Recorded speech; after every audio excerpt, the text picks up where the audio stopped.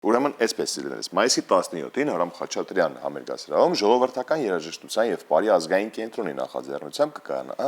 կանոնահար Բելլա Պապիկյանի եւ Հայաստանի ազգային նվագարանների պետական նվագախմբի համերգային երեկոն։ Սիրով ներկայացնեմ մեր հյուրերին, որոնց հետ էլ ավելի մանրամասն կխոսենք այդ երեկոյի մասին, Սամսոն Մելիքյան, ժողովրդական երաժշտության եւ բարի ազգային կենտրոնի տնօրենի տեղակալ, բարև ձեզ եւ Բելլա Պապիկյան կանոնահարուհին եւ հենց օրվա հերոսուհին, բարև ձեզ։ Շատ ուրախ ենք ձեզ մեր տաղավարում տեսնել, թերևս սկսենք մեր զրույցային տեղից, թե ինչպես եղավ համագործակցությունը, ումներ միտքը, գաղափարը, առաջարկը։ Երևի ես ներկայացնեմ համագործակցության սկիզբը ոնց դրվեց։ Բելլայի հայրիկը նվագում է նաև ազգային նվագարանների պետական նվագախմբում։ Մեր մայստրոն մի անգամ վիդեոն ցույց տվեց, հետաքրքրված էր, տեսավ Հաուզերի հետ, որ կանոնը հանրահրճակում է, հարցրեց այս աղջիկն ով է, չիմանալով, որ Պապիկյան Հրանտի աղջիկն է Քամանչահար, ով նվագում է նաև նվագախմբում։ Համերգային փորձերից մեկի ընթացքում բացահայտեցինք, կարելի է ասել, ու այդպիսի միտք ծագեց, որ նվագարանների հետ հնարավոր է համերգ կազմակերպենք, ինչ-որ հետաքրքիր թեմատիկ, ավելի Բելլայի ոճի ուղղվածությամբ, ու փորձեցինք, ստացվեց, սպասում ենք համերգի օրը։ Հագեցաշեր Բելլայի գրաֆիկը ազատ էր։ Իհարկե հագեցած էր, մենք շատ քիչ փորձերի ժամանակ 2020 թվականից որոշեցիք, որ 25 թվականին համերգ տա։ Այդ երևի Բելլան ավելի գրաֆիկի հետ կապված։ Շատ լավ, մի անգամից համեցեք։ Ուզում էի գանք սկզբին, գիտես, նախքան անցնել հետո արդեն համագործակցությանը հայտնի Հաուզերի հետ, հետո արդեն համերգային ծրագրին, մի հատ գանք սկզբից։ Ինչու կանոն, ինչպես ստացվեց այս ընտրությունը եւ այս ինչ սեր է ձեզ համար։ Հաշվի առնելով, որ դաշնակահար էր ուզում դառնալ։ Հատկապես։ Ճիշտ նշեցիք, ուզում էի դաշնակահար դառնալ ի սկզբանե, բայց ծնողներիս ուղղորդությամբ ասելով, որ եթե դաշնամուրը նվագելու եմ միայն դաշնամուր, բայց եթե կանոն նվագեմ, տիրապետելու եմ նաև դաշնամուրին։ Փաստորեն չէին սխալվում, հիմա երկու գործիքին էլ տիրապետում եմ։ Կանոնի հանդեպ սերը սկզբանե չկար, որովհետև փոքր աղջնակ այդ մեծ գործիքը տանել, վերել երաժշտական, բայց քանի որ արդեն առաջին երկրորդ դասարանից մասնակցում էի տարբեր միջազգային ֆեստիվալների ու գրավում արդեն բարձր տեղեր, սկսեցի արդեն սիրել գործիքը ու փաստորեն կյանքիս լավագույն ընտրություններից մեկն էր։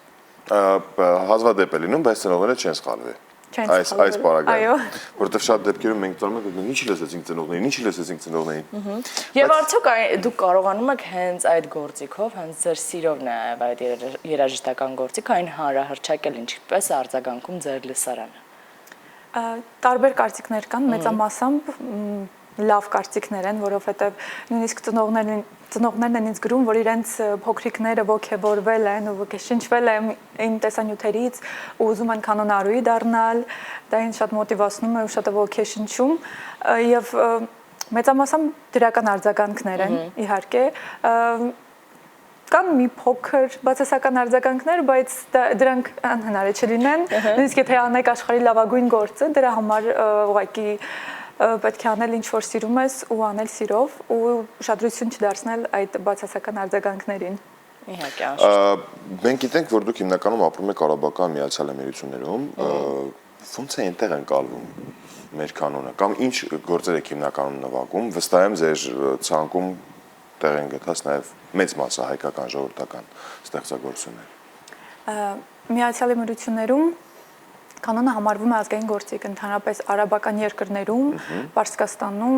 մեր հարևան երկրներում իրենք բոլորը համարում են, որ կանոնը իրենց երկրին է պատկանում, բայց ես միշտ ասում եմ, որ կանոնը հայկական է, նաև շեշտում եմ, որ այն կանոնը, որի վրա որ ես եմ նվագում հայկական է, որովհետև ունի հայկական լատ, հայկական հնչողություն,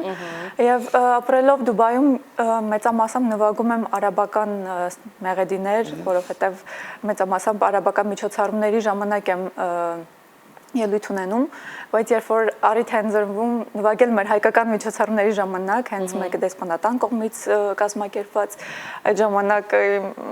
ինձ մոտ շատ մեծ ուրախություն է, որովհետև հենց նվագում եմ իմ հոգու, իմ սրտի երաժշտությունը։ Հենց որ հնարավորություն լինի նույն արաբների համար, երբ որ նվագում եք իրենց նախընտրել մեղեդիները, այդ արանքում մի երկու հատ հայկական նվագեք,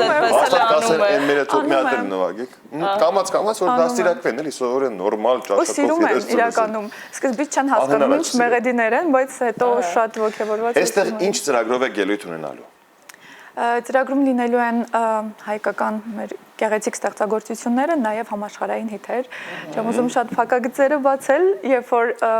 մեր հանդիսատեսը կգա համերգին, արդեն կծանոթանան մեր ծրագրի հետ։ Նաև ունենալու ենք հատուկ հյուրեր։ Այո։ Օրինակ, ինչ հյուրեր ինչպիսի համագործակցություններ, այսպես համաշխարհային արտիստների հետ ունեցել եք արդեն։ Բացի։ Ճիշտ ժամանակն է, որովհետեւ մեր տաղավարը գաղտնիքներ չի սիրում։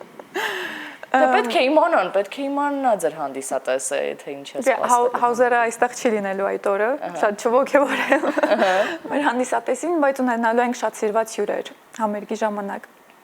երգիչ-երգչիներ։ Մեր հայկական Այո։ Աշխարհից։ Դե այդ դեպքում քանի Հաուզերի մասին խոսք գնաց, եկեք պատմեք ձեր համագործակցության մասին, որը եւս շատ կարեւոր, այսպես հիմնակարային դեր է խաղացել ձեզ համար։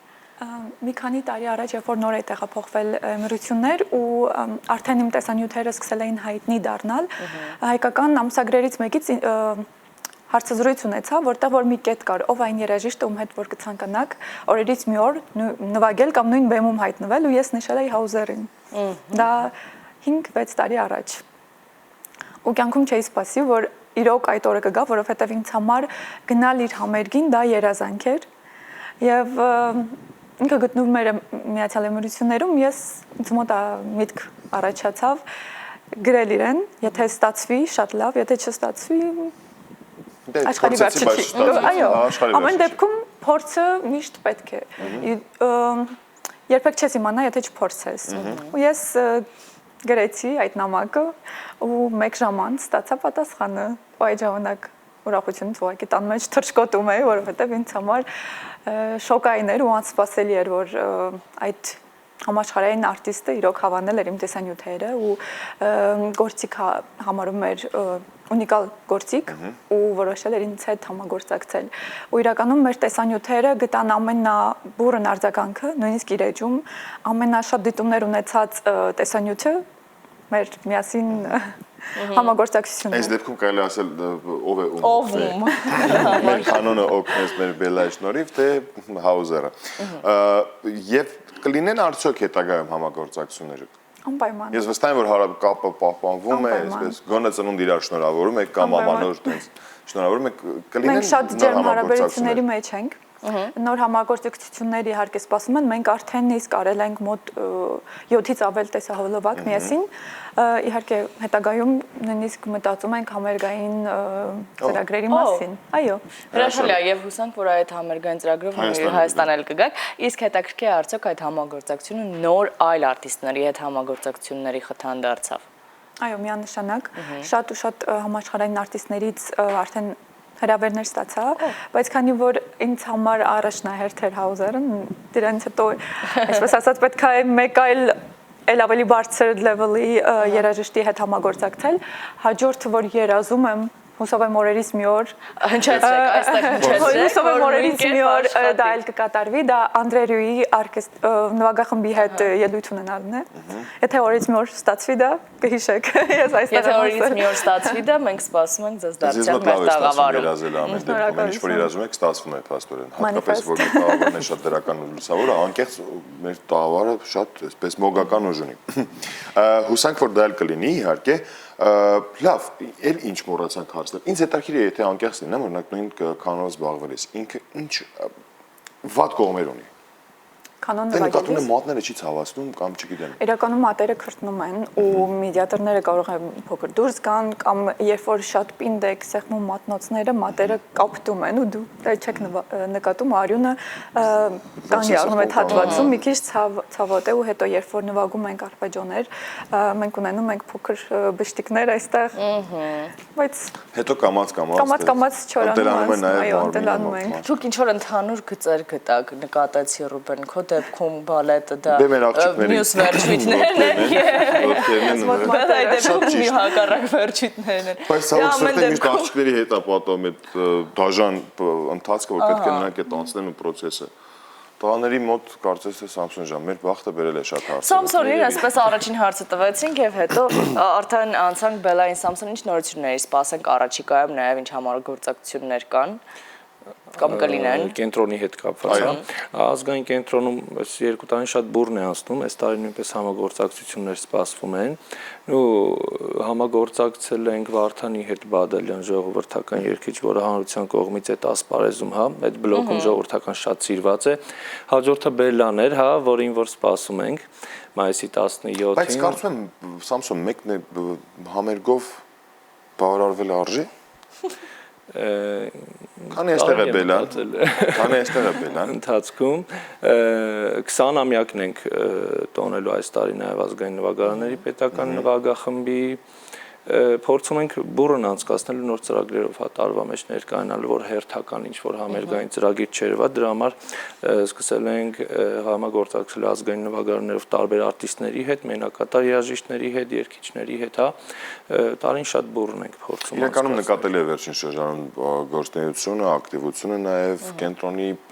ծավալը աշխատանքը եւ մենք վստահ ենք, որ 20-ամյակի հետ կապված նույնպես առիթ կունենանք հանդիպելու մեր տաղավարից նաև զրուցել։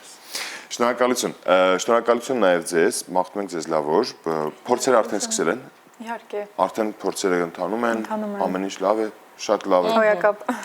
Մենք եւս մեկ անգամ հիշեցնում ենք մեր հեռուստատեղներին եւ ձեր հանդիսատեսին, որ մայիսի 17-ին Բելլա Պապիկյանի համերգը կարող եք վայելել Արամ Խաչատրյան համերգասրահում։ Մենք ձեզ հաջողություն ենք մաղթում եւ դարձյալ սպասում ենք եւ հայրենիքում եւ մեր տաղավարում նորությունները լսելու եւ նորություններով կիսվելու համար։ Հուսանք մյուս նորությունը, երբ որ առիթ կլինի խոսելու կամ զրուցելու, արդեն